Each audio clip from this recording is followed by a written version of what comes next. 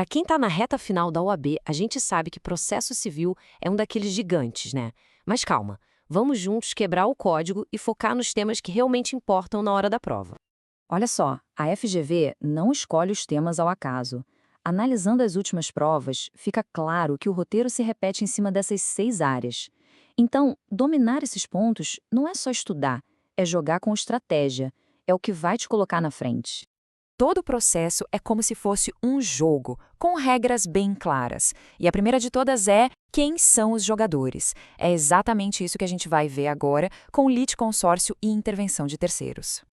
Litisconsórcio, de forma bem simples, é quando o processo tem uma galera, sabe? Mais de um autor ou mais de um réu. Em vez de ter um monte de processos separados sobre a mesma coisa, a lei permite juntar todo mundo. É uma questão de pura economia e eficiência processual. E aqui, pessoal, tá um detalhe que a OAB adora. O juiz tem sim o poder de limitar o número de participantes, mas, atenção, só no litisconsórcio facultativo, aquele que é opcional. Se a lei obriga todo mundo a estar no processo, aí não tem jeito, o juiz não pode mexer. A ideia é sempre proteger a rapidez do processo e o direito de defesa. E aqui a coisa fica séria. As consequências de errar são bem diferentes. Se a relação jurídica pode ser fatiada, digamos assim, a sentença só não vai valer para quem ficou de fora. Agora, se a relação é uma só, indivisível, como numa ação sobre um condomínio, a falta de uma pessoa já anula o processo inteiro. É um erro que pode botar tudo a perder. Beleza, além dos jogadores iniciais, outros podem entrar no meio do jogo. O pulo do gato para diferenciar essas intervenções e que sempre aparece na prova é saber quem pode pedir. Repara bem como o chamamento ao processo é uma carta na manga exclusiva do réu. É ele chamando outros para ajudar a pagar a conta. Certo, já definimos os jogadores. Mas e se o tempo está correndo e alguém precisa de uma resposta do juiz para ontem, antes do fim do jogo? É para isso que existem as tutelas provisórias. São decisões que simplesmente não podem esperar. No fim das contas, toda tutela provisória nasce de duas situações básicas. A primeira é a urgência, é o famoso perigo da demora, quando esperar até o fim do processo vai causar um prejuízo que não dá para consertar. A segunda é a evidência, é quando o direito de alguém é tão claro, tão na cara, que não faz sentido esperar para dar o que é dele. E aqui, um prazo que precisa estar na ponta da língua: 2 anos. O que isso quer dizer? Se o juiz dá uma tutela de urgência e a outra parte não recorre, essa decisão se estabiliza. A parte prejudicada tem, a partir daí, 2 anos para entrar com um novo processo e tentar mudar o jogo. Passou disso, já era.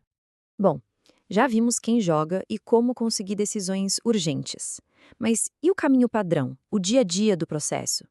Vamos focar em 2 pontos cruciais do procedimento comum: a tentativa de acordo logo no começo e uma regra especialíssima que só aparece quando o governo é uma das partes. Esses números aqui são aquele tipo de questão para ganhar ponto fácil na OAB. 30 dias de antecedência para marcar, 20 dias para citar o réu e, se faltar sem uma boa desculpa, multa. O recado do código é bem claro, o pessoal tentem conversar antes de sair brigando. A regra é: quando o governo perde, a decisão sobe automaticamente para o tribunal confirmar. É a tal da remessa necessária. Só que, para não entupir a justiça com causa pequena, a lei criou essas exceções. Se o valor for baixo, seguindo esses limites, a decisão do primeiro juiz já é definitiva. É uma questão de lógica e eficiência. Muito bem, o juiz bateu o martelo. A sentença saiu. E aí? Ganhar no papel é bom, mas não paga as contas. Chegou a hora de fazer o direito valer de verdade. Vamos ver como funciona o cumprimento de sentença?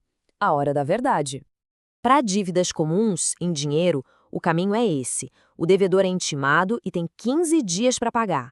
Se não pagar, aí a conta fica bem mais salgada. Entra uma multa de 10% e mais 10% de honorários. É um baita incentivo para resolver logo. Agora, presta atenção na diferença quando o assunto é pensão alimentícia. A urgência é outra. O prazo despenca de 15 para 3 dias. E a consequência não é só financeira.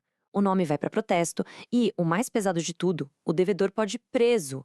A lei é muito mais dura aqui porque entende que a sobrevivência de alguém está em jogo. Mas e se a decisão do juiz pareceu totalmente errada? O jogo não precisa acabar com a sentença. ainda existe a chance de uma última jogada, de ter a última palavra. Vamos falar do básico sobre recursos. Esse artigo é uma armadilha clássica. Se a parte faz qualquer coisa que demonstre que concordou com a decisão, ela perde o direito de recorrer. O exemplo mais óbvio é pagar o que foi condenado, mas pode ser algo mais sutil. Por isso, muito cuidado. A aceitação pode ser na cara, expressa, ou pode ser tática, escondida no ato.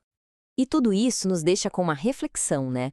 Existe uma tensão clara no sistema. De um lado, a necessidade de executar rápido, principalmente em casos como alimentos.